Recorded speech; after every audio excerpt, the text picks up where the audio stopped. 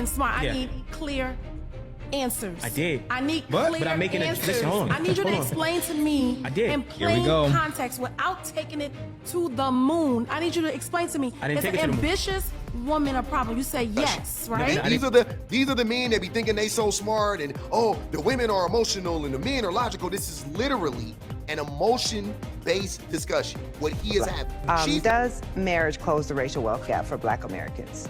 Apparently not. We know now that the average white family, that's a single-parent family, has about 2 times the wealth of the average Black family that has 2 parents. Instead of fighting against the system and punching up, we're gonna keep punching down, thinking we can manipulate Black women into being in relationships with us. Have you guys ever just really tried to listen to a man and understand, follow what a man is saying?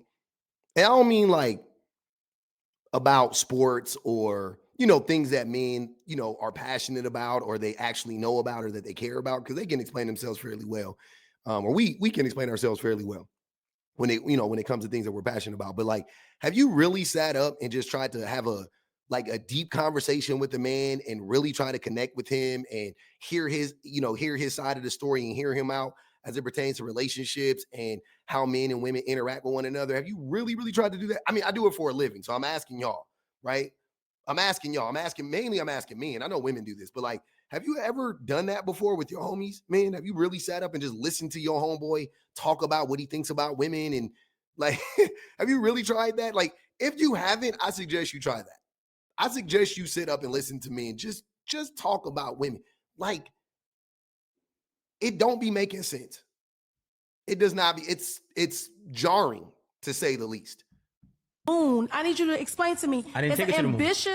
I need clear But I'm making answers. listen, hold on. I need you to explain to me in plain context without taking it to the moon. I need you to explain to me. I didn't take it to the moon. Is an ambitious woman a problem? You say yes. So again, I'm not here to, I want to understand. I want to understand. Listen to what she's saying. Let's set the table. Because men like him, because if you guys don't know this man, I've seen him, I've listened to a few of his videos before. He don't be making sense. He's one of those dudes that just be talking. He like to talk to hear himself talk, and he thinks he's the smartest man in the room, and he might be the smartest man in the room, but he's hardly ever the smartest person in the room when he's not in the room with women, right? He's an idiot. And so he says a bunch of stuff and he uses words out of context, and he can't distill complex ideas down to simple forms so that he can explain them properly to people. And also he makes simple ideas into complex ideas to make it seem like he's smarter than what he is. I don't know where he's getting that from, but I think he just really doesn't even understand anything that he's talking about either way, and that's why he struggles from both ends, right? But essentially she's just bro, don't give me all that bullshit. Just cut to the fucking chase, right? That's what I'm hearing, because he is a known yapper. She just cut to the chase. I got you. Is a woman? I can't dumb down what I'm saying for nobody. A Black woman.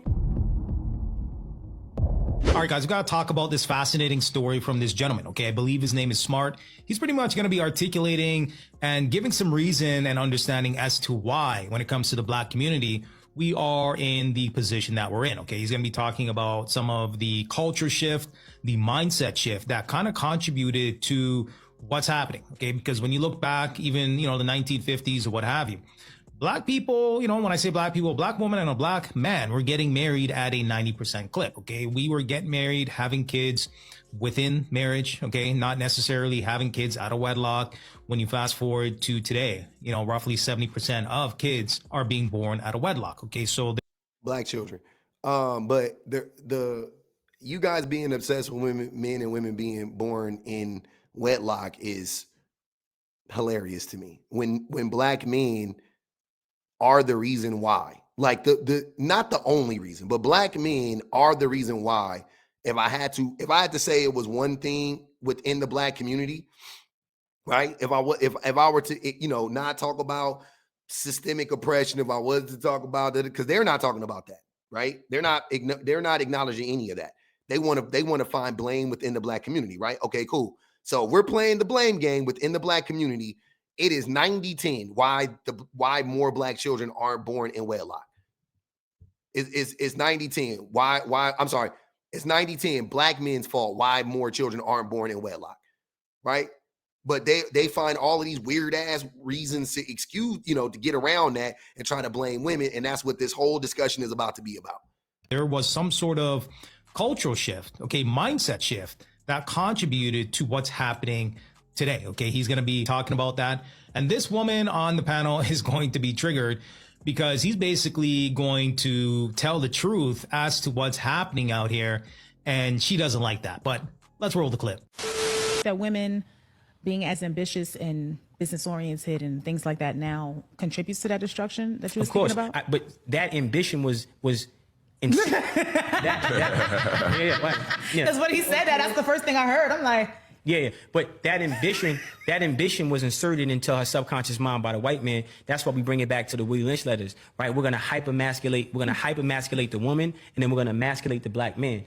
So right off the bat, his whole premise is false for multiple reasons.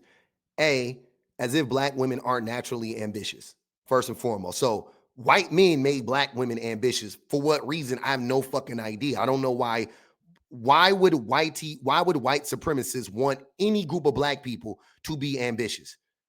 I know to subdue the black man. That's stupid. It's still dangerous to do that. They wouldn't do that, first and foremost. Secondly, here's the real reason why I know everything he's saying is a joke. The Willie Lynch letters are not real. They're not a real thing, right? I'm not saying the ideas in look, the Willie Lynch letters is somebody looking at racism and systemic oppression of black people after the fact and then reverse engineering it to write these fake ass letters or come up with this idea like they wrote these letters.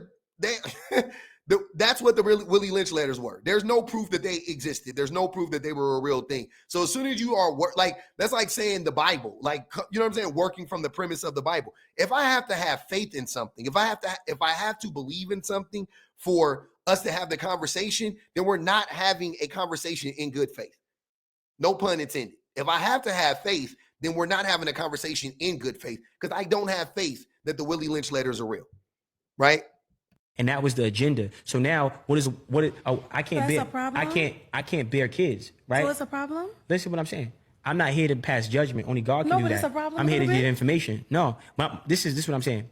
When we understand what hasn't worked for us, then we have to come to terms with that reality. And that's accountability. So when we talk about the accountability is on the men, not the women. Divorce rates, when we talk about the man being this and the man not doing that, right? Well, if my relationship with God is not strong, smart. If my relationship with God, smart. If my relationship with God, see what I'm saying? So we're working with the Willie Lynch letters, not real, and God. All of this is a faith-based discussion, not a logical discussion, not a rational discussion, not a fact-based discussion. This is literally an emotional discussion. These are the men that be thinking they so smart and the women are emotional and the men are logical. This is literally an emotion-based discussion. What he is having. She's not to me. What? And you'll hear her shit's not coming from a place of emotion. He's all emotion. Everything is an appeal to faith. Everything. Going back to God. I'm gonna bring you in. Smart. I need clear answers. I did. I need clear but I'm making answers. Listen, hold on. I need you to explain to me in plain context without taking it to the moon. I need you to explain to me. I didn't take it to the moon. Is an ambitious woman a problem? You say yes, right? No, I didn't, or did you not say that? I didn't say yes or no. This is what I said because I'm learning that if the white man, again, context clues. If your claim is our enemy, you think the white man is our enemy, right? The white man is our enemy. If the white man hyped black women up to be ambitious, planted that seed in the women, then it is safe to conclude that you actually think that black women being ambitious is a negative thing. Why are you playing dumb? He's gaslighting her right now. That sometimes a person's emotions about what I'm saying makes it hard to look at the context of what I'm saying. So they hear what they want to hear. So I'm making adjustments because my goal is to help our people. Not saying nothing. She Nigga, she asking for a straight answer. She not asking for the whole rigmarole. This is what I'm saying. When you talk to men, when you talk to men about these types of issues, very rarely do they have the emotional intelligence? Do they have the general intelligence? Do they have the passion? Do they have the knowledge base to have these discussions? This dude smart, who has to call himself smart because he's dumb, right? So you have to call him smart because that's his name. This dude is an idiot. Clearly, he can't have this discussion. He doesn't know it from a historical standpoint, and he doesn't know it from a fact-based standpoint. He doesn't understand it. Statistically, he doesn't know what the fuck it is. No, give it to him real though. I am. No, but wait. So what he's saying, I get that. Yeah, I get it too. So what I'm saying is, a woman has a particular role, and if she doesn't play that role, there's no family or no family structure. A man, the black man, has a role he has to play. If he doesn't play that role, there's no family or family structure. So you've been taught that you're maintaining a child is raising a child as a single mother. So you're thinking that, oh, food, clothes, and shelter, it's not raising a child. That's maintaining a child. To raise a child, you need man and woman in that household. You need a man, not men. And no, you don't need man and woman in that home. Again, these would be the same dudes that will tell you that single fathers raise their children just as good as two-parent households. But when a woman is raising a child by herself, now, oh, we need two kids in a household. We need two parents in a household. Coalition of masculine and feminine energy working simultaneously together. But just because you get support from the government, you mistake the maintenance as the raising, and then now the child is up because that daughter doesn't see a man in a home, so she doesn't know how to be nurturing for the man that eventually is in her home. The support from the government, you mean like Section 8. Yeah, all that type Okay, of stuff. okay. They're always trying to shame women from getting help from the men. So the women can't get child support and the women can't get help from the government, right? Okay, cool. Now let me get this straight. Y'all want me to believe that we need men so bad, right? That we need men so bad, while simultaneously acknowledging that the women would choose a check from the government over the presence of that man in her household. The man that helped create the child, she would prefer he not be there. That's really what it is. It ain't that she would prefer the check. She would prefer that he not be there, but she needs some help financially, which he's not providing. That's why she needs the check. So she goes out and gets a check because she got to do what she got to do because one monkey don't stop a show, right? So she's doing that. And you take that as what? How do you process that? You're not connecting the dot that it's the behavior of the men? That's crazy. Okay, I got it. I'm asking because I want it from you. But you're being a woman Section that 8. has a successful business. But you can't. I'm not talking about Section 8. Is that a problem? I'm not talking about Section 8. Nobody is on Section 8. You can't spin me. What I'm saying is Section 8 is the thing. Nobody's on Section 8. The government assistance that the black woman receives as an independent has been strategic, and her receiving. So why wasn't it strategic for white women? Because those government programs that black women had to fight to get access to, white women had them for years before black women had access to them. So was it strategic to separate the white woman from the white man? Hear me? Is that what we're saying? The largest recipients of welfare aid are white women. Now we know it's disproportionately black women, but it is white women though. It's like 40-something% of recipients of welfare are white people in general, right? And like 30-some-odd% are black people, somewhere around there. So we know we're overrepresented because we only make up about 13, 14, 15% of the population, depending on who you ask. We're overrepresented. No doubt about it. I understand how this works. But my question still remains. When they were giving white women Section 8, way before they were giving black women Section 8, when they were giving white women aid, just giving them money, welfare, things of that nature, way before they were giving black women that access to those things, was it to separate the white woman from the white man then? Because y'all never connect that dot. All of a sudden, the same programs that existed, they did not change the programs. The same programs exist for the black woman that exists for the white woman, but y'all don't want to mention how the white woman had them first. And if we're being logical, the logic has to be consistent, right? So again, for me to buy into the idea that they were trying to separate the black woman from the black man, then weren't they trying to do the same thing for the white woman? And why would they do that to themselves? Why would the white man do that to himself? Answer that question, smart. Believing that has developed a mindset that to this day makes that woman comfortable that she has an option of independence that was created. So, okay. You're not independent if you are getting money from the fucking government, you dipshit. You're not independent. You're not independent. You got to follow rules and regulations to get money. It's more strict. It's more strict in certain ways. To be on Section 8, more strict. That's the reality. Like, listen, if you were paying child support, it wouldn't matter how much money that woman was making. You would still be on the hook for the same amount of child support, correct? It doesn't matter. That's not how child support is configured. It has nothing to do with the money that the woman makes. It has to do with the time or lack thereof that you spend with your child and the money that is required to raise said child, right? That's how they do it. Mixed in with your income, how much money you make, and that's what they base it on. That's how child support is calculated. Okay, cool. So hear me out. Section 8, though, is not like that. You can price yourself out of Section 8. So if that woman gets too ambitious, if you like you're putting it, and she makes too much money, she will lose her Section 8 voucher. You can only make up to a certain amount of money if you're on Section 8, right? But you cannot price yourself out of child support. You dig what I'm saying? So how does that make sense? That doesn't, how are these ambitious women while simultaneously being on fucking Section 8, which stifles ambition? Because you can't be but so ambitious. Because here's the thing.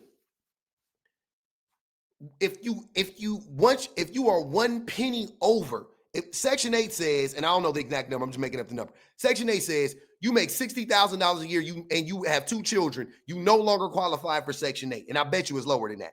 But you make $60,000 a year, you have 2 children, you no longer qualify for Section 8. If you make $59,999, you still qualify. It is literally separated by $1, right? So why would a woman make, it wouldn't benefit her to make $62,000 a year? She either has to stop at $59,999 and go no higher than that, or she has to jump up to $72,000 for it to offset the difference, for it to make sense for her financially. Because that's the difference between her paying $1,200 a month for rent and her paying $2,500 a month for rent. That's a lot of fucking money, man. That's a big increase in rent.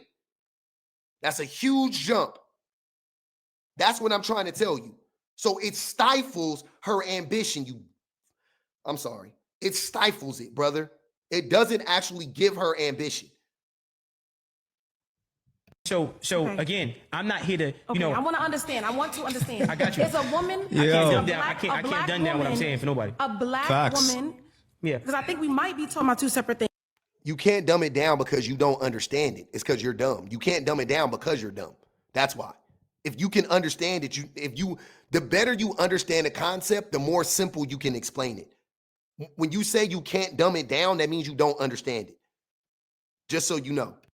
No. Maybe, possibly. No, he led into it with the. He's saying that this being the case before, this conditioning before, made them independent. historically has now created this need for black women to have independence, and now that independence is progressed because of Section 8 and the government back then, in the 70s and 60s, that was the thing. So now that we here, yeah, he's basically talking about the origin or something that has contributed to the origin of the cultural shift, the mindset shift of not needing a man, having welfare, being on the welfare system, having Zaddy government give you a check to incentivize you for not having a black man in the household. It's not an incentive. The government assistance is not an incentive. It is a Band-Aid. It is a Band-Aid to put over a gaping wound that the man has caused. That's all it is. Okay. Having that sort of independence, if you want to call it, which in reality is false independence. It really is, because you're still relying on the government. And that might. Exactly. See, he clocked it. He just said it. It's not an independence because you're still relying on the government. And the government is more strict. It's not literally, exactly. It's not independence. Oh my God. And if you think black women are dumb and they don't know what it is, when they're the ones who have to fill out all the paperwork, when they're the ones who actually live in it, when they've experienced both sides of it, then you're a dummy and you're disingenuous. Mindset has now shifted into degrees and diplomas. Okay. Having your degree, I don't need a man. I'm good all on my own. Why not focus on both? Okay. Why does having. If you're telling, listen again, if your take is, if a woman is intelligent and if a woman has an education, she will not need a man, then what does that say about the men? You guys are like, this is why I say men are the only, men are misandrous. You clearly hate men. You are literally saying if a woman is smart, then she doesn't need a man. If a woman is educated, then she will realize she doesn't need a man. So what are you saying about men, brother? God damn. Your degree have to be your whole identity. That's the reason that we got here. Yeah. That's fine. So now that we're here, is that causing a problem now that we're here? The reason if you don't listen because you have a financial option to be deaf, does it cause a problem? Oh. So obviously he's intentionally misconstruing what's going on intentionally. So it's not that women they don't want to listen to the man. That's not the reality. The reality is the man isn't worth listening to. That's all it is. He doesn't provide. If you can't listen, y'all, as a man, I want you to hear me. If you can't out provide the government, right? And if you can't make your woman safe, if you can't make her feel safe enough to keep you in the home with her and the child, that is a you problem, not an Uncle Sam problem. Oh. Say it one more time. No. If you don't listen, right? Because you have a financial option not to be submissive, is that a problem? Holy shit. That is that when he said it the first time. If you don't. Holy shit, what? And do you see what he just said? Essentially to be submissive, so to be abused. To submit to a man is abusive. To submit to a man in this, this is abuse. It's going to lead to abuse, without a doubt. So the fact that a woman has any other option than submission to a man, that's the problem. Not the man that she's submitting to, though. He's not the problem. If you don't listen because you have a financial option from the government not to allow that the man. Government that be losing me. But he's saying on both ends. It led from the government to that. You got your money. You have to. So what I'm saying is this is why I say how I say it, right? I'm giving you the context. Section 8 was a real thing. It was, if you want to take care of this kid, that black man can't be in your home. You're gonna get this check, but he can't be here. Because if you have hold on. they wouldn't give it to you. But the government didn't require the white farmer wife to remove her husband, and she got subsidy from the government. So the white. They also, well, when they made that a policy, right? First of all, it only lasted for 2 years, but when they made that a policy, it also was applicable to white women. They didn't make it. You guys you don't know what you're talking about. They did make that a policy, and it was, you had to be married to be in the home, by the way. The white man married the white woman. He kept marrying the white woman. To this day, the white man is still marrying the white woman. The black man is not, and he didn't want to do it in the 70s, and that's what happened. So when they made that a prerequisite of qualifying for aid, right, for government assistance, that applied to white and black people and everybody in between, because it would have been illegal to only apply that to black women. But what y'all not understanding is that the government knew the white man was marrying the white woman. The government knew that. But they knew that the black man was not interested in marrying the black woman. The cultural shift was always there. It never shifted. The problem always was black men not wanting to commit to black women and take care of their families. That was always the issue, always, right? So the government came in and said, y'all, we'll give you the government assistance. All you got to do is be married, and that man can live there. And you know how I know this? Again, my mother was married to my father. And I honestly, but I haven't asked her about this, but I'm really sure that they got married so that they could be on Section 8, because when I was born, they weren't on Section 8. They were probably on the waiting list, though, I would assume. So I was born in 1982. They didn't get married until I was 3, right? When I was 3, we moved into Section 8 housing, conveniently. So they got married before. My guess is they got married so that they could live on Section 8 together. All the men and women in my neighborhood that lived together, they were all married. All of them were married. There were no boyfriend, girlfriend situation on the lease. Like, that wasn't it. Not in the 80s. It wasn't like that. Now the law changed in the early 70s, the one that required you to be married. But nonetheless, the men that were in the home, they were married to the women. Even in the projects, because I was born in the projects, right? That's what's going on. You can't tell me shit about this. I lived it. I know what it is, brother. You're lying. This isn't that. Like, what you're saying is 100% squarely on the shoulders of black men and our lack of desire to take care of our families. It has nothing to do with the white man at this point. The man was allowed to stay in the home when the white farmer wife got government assistance, but the black man had to leave the home when the black woman got assistance. And put them all together. Now, fast forward to today, okay? We deal with all types of discrimination as black men in terms of getting apartments, getting cars, getting loans, getting things in our name.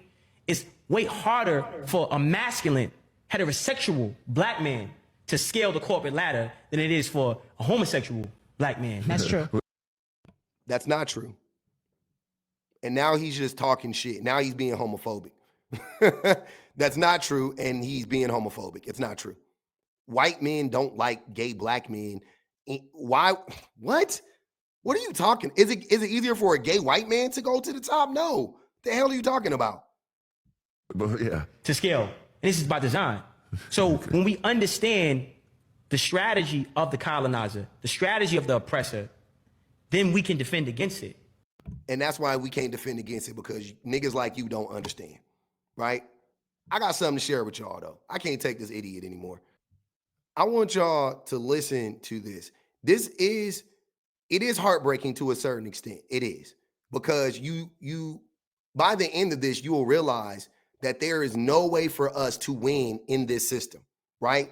It's going to break your heart at first, but then it should give you a breath of hope, because you should know that now we need to destroy the system, right? So no more of that financial literacy bullshit. Let's throw that concept out the window. It's stupid. We're not going to get ahead doing that. But everything that prior dude was saying, keep all of that shit in mind. Now listen to this. Does marriage close the racial wealth gap for Black Americans? Apparently not. We know now that the average white family, that's a single parent family, has about 2 times the wealth of the average black family that has 2 parents. So cross that. And that doesn't mean that a 2-parent black home isn't better than a 1-parent, you know what I'm saying, home, but it doesn't close the racial, the wealth gap. Like, that's what they say. The quote, the way to build wealth is to get married. It's not for black people. Not as a group. That's not it. Maybe for some individual black people, but not as a whole. It doesn't do what these people are claiming it does for us. Yeah. Does going to college close the racial wealth gap for Black Americans? Well, I'm definitely a fan of going to college, but it doesn't close the racial wealth gap. A black head of household with a college degree has 2/3 of the net worth of a white head of household who never finished high school. What? Thank God I don't think you go get an education so you can make money, but what? Wow. Yeah. An education is so much more important than making money. So much more important than that. It is. But that right there, again, very disheartening. Cross that off. Yeah. What about savings? Black people should just stop buying Jordans and save their money. And if they did that, if they saved all their money and were better savers, they could close the racial wealth gap. Right. So if black people weren't so attracted to bling, we'd eliminate the racial wealth gap. Well, the evidence suggests that that's not true either. If anything, if we were to take into account the income of a household, black households save as much as white households. And in fact, in some income categories, black households actually have a higher savings rate than white households. So if the actual facts don't back up this notion that black people just need to change our behavior and we could eliminate the wealth gap between black and white Americans, why are these myths so persistent? Well, I think part of it is ignorance. I think that people have misperceptions about a number of things, and some of these misperceptions are about American history. I think everything, what he said at the end, is definitely rooted in ignorance, no doubt about it. The only thing I would add to that is that the ignorance is willful, specifically for those types of black men, like that dude Smart and that other Mr. Organics weird dude that was on there talking to, and all those black men that agree with that stupid shit. It's ignorance, but it's willful ignorance because you can know better, right? You could, but you don't want to know better. You don't want to listen. That's what the woman was saying. The woman was like, she disagreed with what he was saying pretty much. And I'm pretty sure she had the answer, but he wouldn't listen to it anyway. He just want to talk and pontificate and hear his own voice, right? But black men don't want to take accountability for our own actions. And we don't want to change course. We don't want to change course. We're going to keep on busting our head up against a brick wall at this point. Trying to, instead of fighting against the system and punching up, we're going to keep punching down, thinking we can manipulate black women into being in relationships with us. But it ain't going to never happen, bro. They're not going back.